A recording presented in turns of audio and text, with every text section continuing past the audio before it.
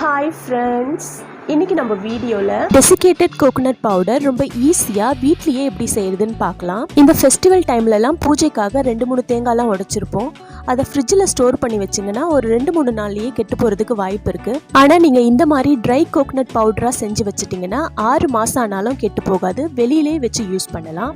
வீடியோக்கு போறதுக்கு முன்னாடி நீங்க நம்ம சேனலை ஃபர்ஸ்ட் டைம் பார்க்குறீங்கன்னா நம்ம சேனல் சுமிதா சிம்பிள் சமையலை சப்ஸ்கிரைப் பண்ணிக்கோங்க.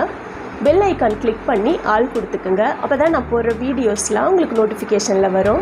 வாங்க வீடியோக்குள்ளே போகலாம். இப்போது ட்ரை கோகனட் பவுடர் செய்கிறதுக்காக நான் 2 தேங்காய் எடுத்திருக்கேன். இந்த தேங்காவை முதல்ல கட் பண்ணி எடுத்துக்கலாம். நான் சின்னதாக ஒரு கத்தி வச்சு எடுக்கிறேன். நீங்கள் கத்தி வச்சு எடுக்கிறது இருந்தால் பார்த்து பொறுமையாக எடுத்துக்குங்க. இப்போ எல்லா தேங்காவையும் கட் பண்ணி எடுத்ததுக்கப்புறமா மேலே இருக்க தேங்காவோட தோலையும் கட் பண்ணி எடுத்துடலாம்.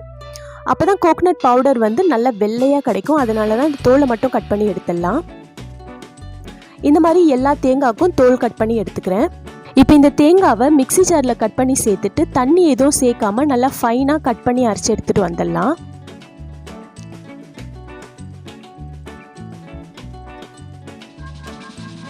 பாருங்க, நான் இந்த அளவுக்கு பொடியாக அரைச்சி எடுத்துகிட்டு வந்திருக்கேன். நமக்கு எவ்வளோ முடியுமோ அந்த அளவுக்கு அரைச்சி எடுத்துக்கலாம். இப்போ ஒரு பேன் அடுப்பில் வச்சுருக்கேன். இப்போ நம்ம அரைச்சிட்டு வந்த தேங்காவை அப்படியே இதில் சேர்த்துக்கலாம்.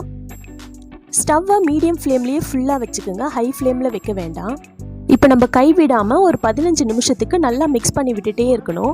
ஸ்டவ் மீடியம் ஃப்ளேம்லேயே வச்சுக்கோங்க. இந்த தேங்காயிலேருந்து ஈரப்பதம் போகிற வரைக்கும் நம்ம மிக்ஸ் பண்ணி விட்டுட்டே இருக்கணும்.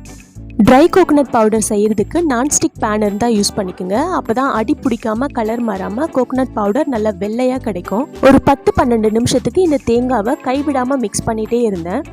இந்த தேங்காயிலேருந்து ஈரப்பதெல்லாம் போய் நல்லா சூப்பரான கோகனட் பவுடர் ரெடி ஆயிடுச்சு. இந்த அளவுக்கு ட்ரை ஆனதுக்கப்புறமா நம்ம ஸ்டவ் ஆஃப் பண்ணிவிட்டு ஆற வச்சுக்கலாம்.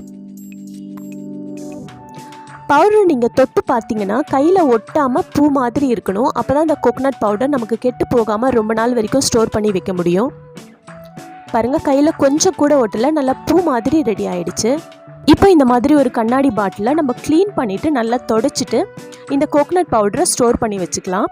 6 மாதம் ஆனாலும் இந்த கோகனட் பவுடர் கெட்டு போகாது. நம்ம வெளியிலே வச்சு யூஸ் பண்ணிக்கலாம்.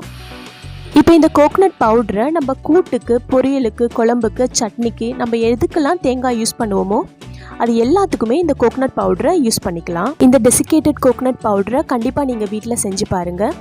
இந்த வீடியோ உங்களுக்கு பிடிச்சிருந்ததுன்னா இந்த வீடியோக்கு ஒரு லைக் போட்டுக்கோங்க. நம்ம சேனல் சுமிதா சிம்பிள் சமையலை சப்ஸ்கிரைப் பண்ணிக்கோங்க. நீங்கள் சப்ஸ்கிரைப் பண்ணுறது தான் நான் அடுத்தடுத்த வீடியோ போடுறதுக்கு எனக்கு நல்ல மோட்டிவேஷனாக இருக்கும். மறக்காமல் அந்த பெல் ஐக்கான் கிளிக் பண்ணி ஆல் கொடுத்துக்குங்க. அப்போ தான் நான் போடுற வீடியோஸ்லாம் உங்களுக்கு நோட்டிஃபிகேஷனில் வரும். தேங்க்யூ.